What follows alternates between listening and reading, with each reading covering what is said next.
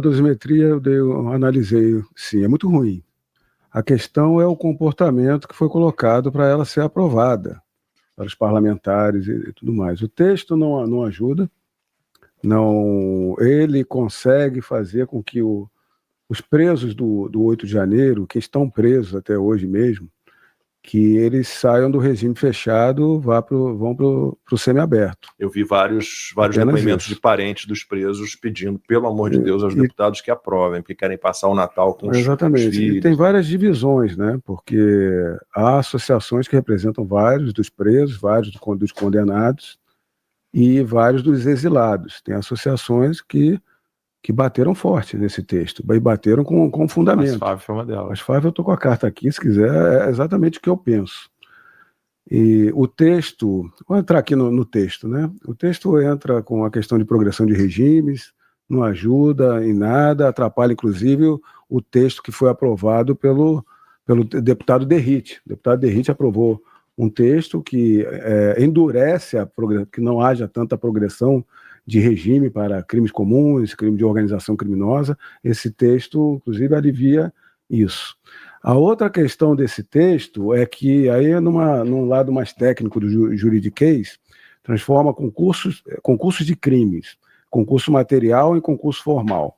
Vou tentar explicar aqui de uma forma mais simples. Como foram julgados no 8 de janeiro pelo STF, naquela farsa do golpe, todos esses do 8 de janeiro foram condenados em penas altíssimas para servir de modelo, não só de exemplo, para chegar no presidente Bolsonaro. É toda uma farsa desses crimes. Ali era apenas criminalização por vandalismo.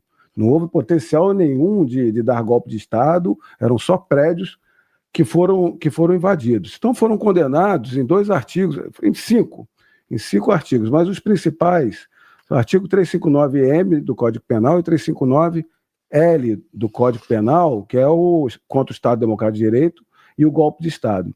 O Supremo Tribunal Federal entendeu que é um concurso material, que quando mais de uma conduta encerra 2 crimes, e pega as penas dos 2 e juntam.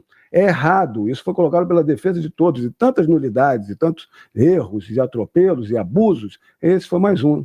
Na realidade, é um concurso formal. O que é um concurso formal? É diferente. Quando um ato encerra mais de 2 crimes, que é o caso ali se houvesse realmente o crime. Nesse caso, reduz a pena por quê? No concurso formal não junta a pena dos 2 crimes.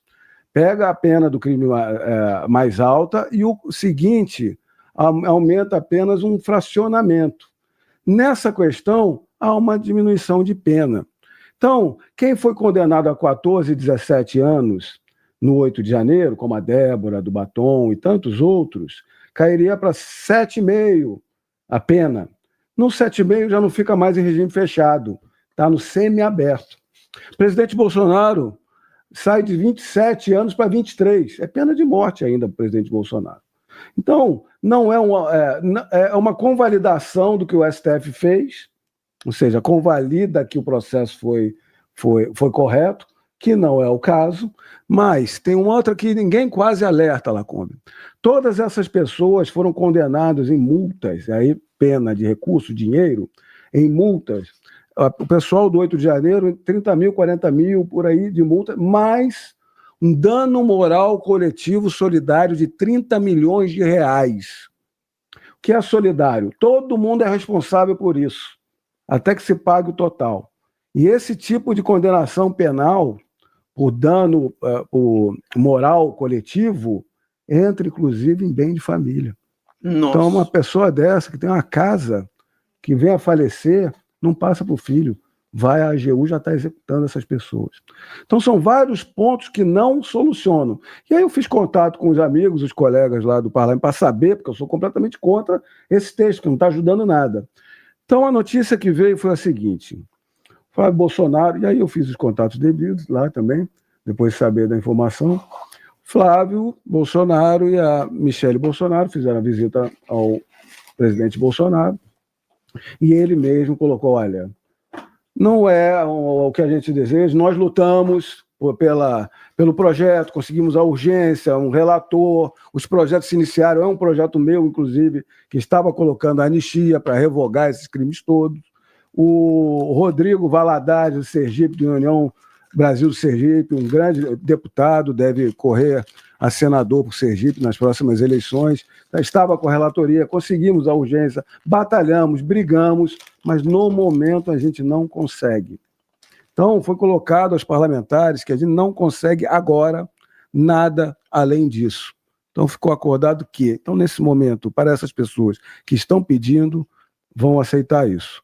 Mas pode haver um outro PL depois a briga de anistia, ou não tem nada a ver? Isso não inviabiliza a aprovação de um PL da dosimetria do Paulinho da Fossa, da Farsa, do lado negro da força, assim que a gente chama ele aqui também, é linha editorial, tá?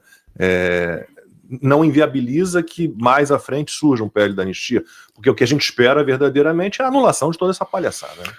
O que a gente deseja é anistia ampla, geral e restrita para tudo que está acontecendo. Até que venha a anulação, Ramalho, de tudo. Até que aqui gera a anulação de tudo.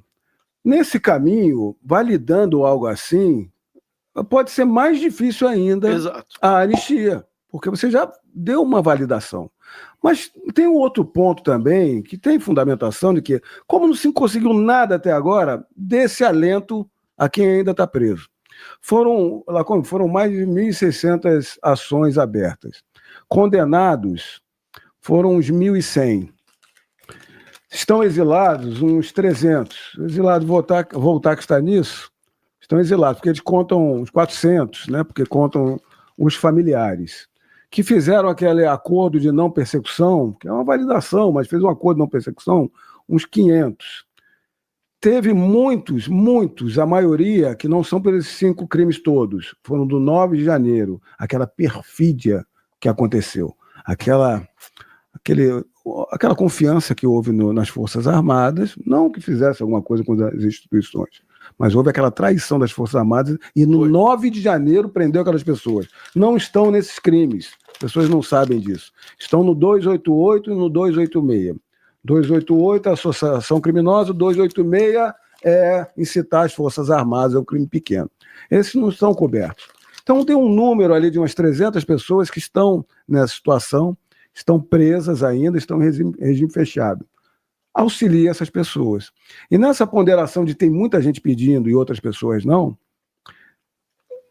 fechou-se uma conta, então vamos, e a gente continua a nossa briga. Essa foi a decisão. Há alguma estratégia de tentar, uma vez aprovado, ou em plenário ali, eu sei que tem que ir para as 2 casas, né? Há alguma estratégia de fazer, como é que é o nome aqueles pedidos que você... As emendas... Substitutivo... Tinha já uma estratégia que a gente desenhou, e toda essa questão da anistia passava pelo meu gabinete, porque eu comecei o projeto... Eu estou estranhando muito o pessoal falar assim, não, isso mesmo mete bronca, né, dosimetria. Eu também, foi exatamente o que aconteceu. Por que esse pessoal está acordando com esse texto horroroso?